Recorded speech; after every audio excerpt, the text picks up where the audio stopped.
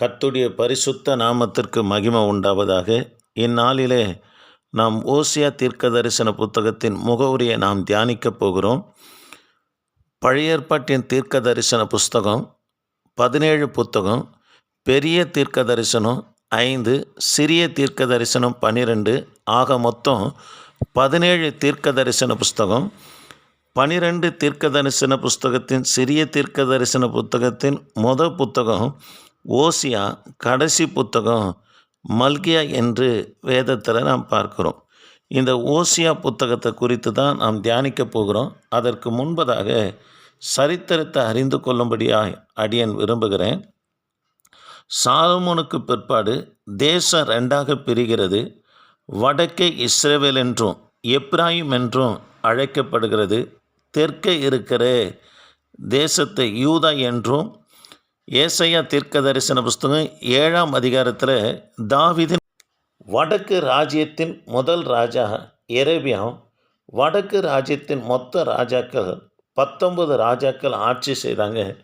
தெற்கு முதல் ராஜா எரேமியா, கடைசி ராஜா சிதக்கியா. தெற்கே யூதயாவுக்கு மொத்தம் 20 ராஜாக்கள் ஆட்சி செய்தாங்க. வடக்கு ராஜ்யத்திற்கு கர்த்தர் எத்தனையோ தீர்க்கதரிசிகளை அனுப்பினார். 1 ராஜாக்களின் புத்தகம் 18ஆம் அதிகாரத்தில் எலியா தீர்க்கதரிசி வடக்கு ராஜ்யத்துக்கு அனுப்புகிறார்.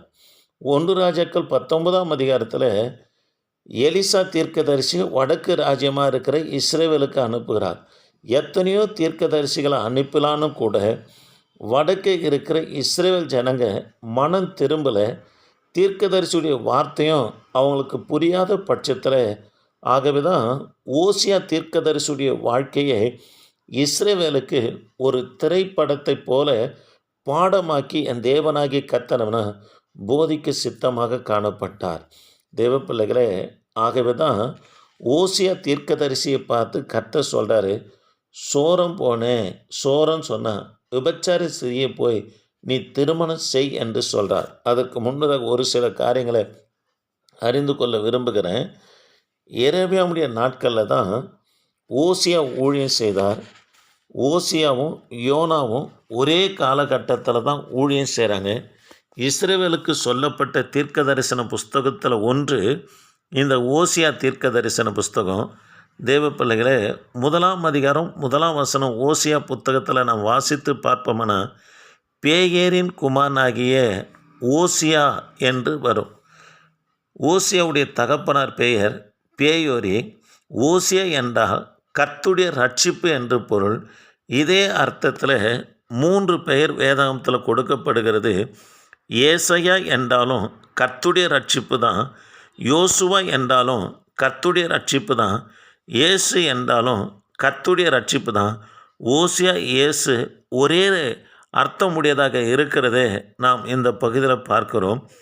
ஓசியாவுடைய வாழ்க்கையை கொண்டு தான் இஸ்ரவேலுக்கு கர்த்தர் போதிக்க சித்தமாக காணப்பட்டார். தேவ பிள்ளைகளே, ஏற்கனவே சொன்னேன், எத்தனையோ தீர்க்கதரிசிகளை வடக்கு இருக்கிற இஸ்ரவேலுக்கு கர்த்தர் அனுப்புகிறார். தீர்க்கதரிசியுடைய வார்த்தையை அவங்களுக்கு புரியல.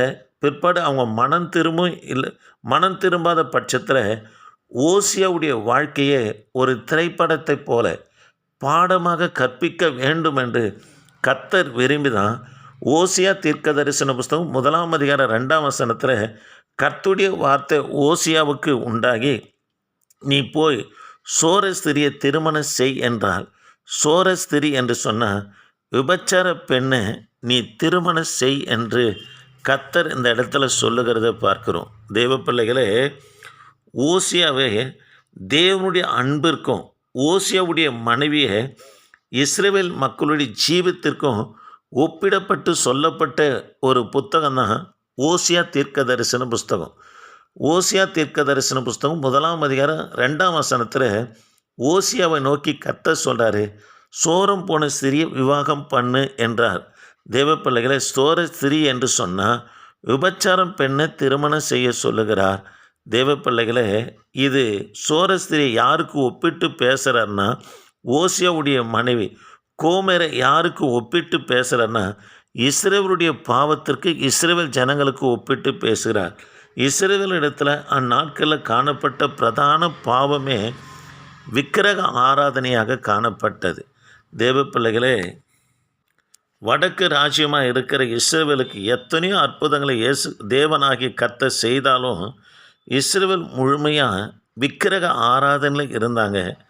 இஸ்ரவேல் மக்கள் ஓசியாவை பார்த்து, நீ எப்படி சோரம் போன பெண்ணை நீ திருமணம் செய்யலாம் என்று ஓசியாவை கேட்டபோது ஓசியாவும் சொல்லுகிறார், யெகோவா தேவனை விட்டு விக்கிரக ஆராதனை செய்து சோரம் போன உங்களை தேவன் சேர்த்து கொள்ளலையா என்று சொல்லி தன் வாழ்க்கையே இஸ்ரவேலுக்கு பாடமாக்கும்படி கர்த்தர் சொன்னபோது ஓசியா கர்த்தருடைய அழைப்புக்கு ஒப்பு கொடுத்ததே இந்த பகுதியில் பார்க்கிறோம். தேவ பிள்ளைகளே, நாம் 3 பிள்ளைகளுடைய பெயரை குறித்து வருகிற நாட்களில் நாம் பார்க்க போகிறோம். ஓசியாவுடைய பிள்ளைகள் ஒவ்வொரு பகுதியாக 5 நிமிஷமாக நாம் ஓசியா தீர்க்க தரிசன புஸ்தகத்திலிருந்து பார்க்கலாம். கர்த்தர் உங்களை ஆஸ்வதிப்பார். இந்த வார்த்தையை கேட்கிற தேவ பிள்ளைங்க சப்ஸ்கிரைபர் பண்ணுங்கள். கர்த்தர் உங்களோடு இருப்பார். ஆமேன்.